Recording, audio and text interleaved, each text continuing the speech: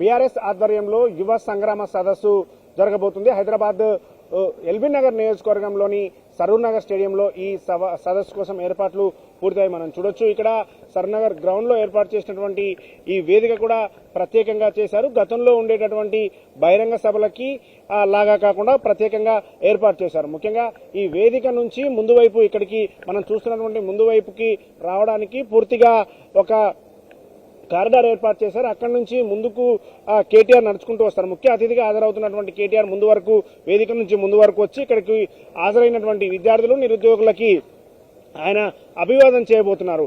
అయితే ఈసారి బీఆర్ఎస్ నిర్వహించబోతున్నటువంటి ఈ సదస్సు కోసం ఒక ప్రత్యేకత కూడా ఉందని చెప్పొచ్చు. మనం ఇక్కడ చూడొచ్చు, వేదిక మీద కనిపిస్తున్నటువంటి దగ్గర ప్రతిసారి కూడా ఏ పార్టీ మీటింగ్ అయినా బీఆర్ఎస్ కు సంబంధించినటువంటి మీటింగ్ అయినా సరే పార్టీ నేతలందరూ కూడా వేదిక మీద ఉంటారు. కానీ ఇక్కడ మాత్రం కేవలం కేటీఆర్ తో పాటు మిగతా వాళ్ళందరూ కూడా నిరుద్యోగులు మాత్రమే ముందు వరుసలో పెట్టడం జరిగింది.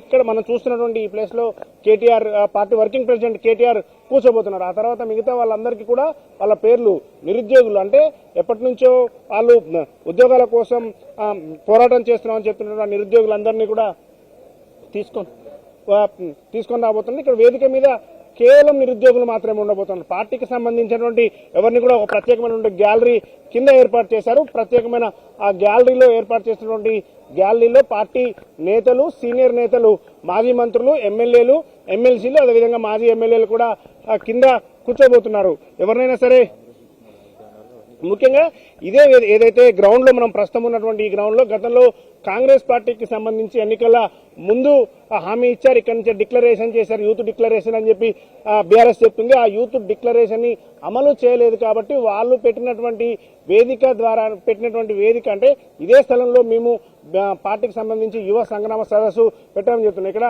స్క్రీన్ కూడా ఏర్పాటు చేశారు. ఈ స్క్రీన్ నుంచి ఏదైతే గతంలో కాంగ్రెస్ పార్టీ ఇచ్చినటువంటి హామీల్ని ఇక్కడి నుంచి టెలికాస్ట్ చేయబోతున్నారు. ఈ స్క్రీన్ ద్వారా వచ్చినటువంటి వాళ్ళందరికీ కూడా చూపించబోతున్నారు. మొత్తంగా చూస్తే ఒక డిఫరెంట్ గా సభని బీఆర్ఎస్ ఏర్పాటు చేయబోతుంది. ప్రత్యేకంగా అంటే గతంలో ఎప్పుడూ లేని విధంగా పబ్లిక్ లోకి వెళ్లే విధంగా కూడా ఇక్కడ చూడొచ్చు.